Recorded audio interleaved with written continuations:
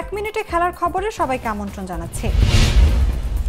Spanish Oscar ব্লুজেনের স্থলাভিষিক্ত হয়ে বসুন্ধরা কিংসের নতুন কোচ রোমানিয়ার ভ্যালেরি তিতা ঢাকায় পৌঁছেছেন।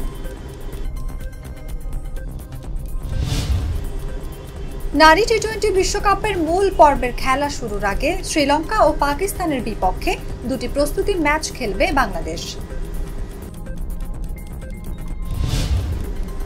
নিউজিল্যান্ডের বিপক্ষে ঐতিহাসিক টেস্টের জন্য আফগানিস্তানের 20 জনের প্রাথমিক স্কোয়াডে নেই রশিদ খান।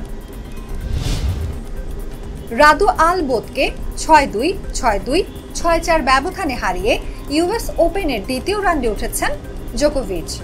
এতে ফেদেরারের সর্বোচ্চ 89 জয়ের রেকর্ড স্পর্শ করেছেন তিনি। লা লিগার ক্লাব ভায়োকনোতে ফ্রি ট্রান্সফারে চুক্তিবদ্ধ হচ্ছেন কলম্বিয়ার অধিনায়ক হামেস রদ্রিগেজ। এখানেই শেষ করছি এক মিনিটে খেলার খবর। এতক্ষণ সাথে থাকার জন্য ধন্যবাদ সবাইকে।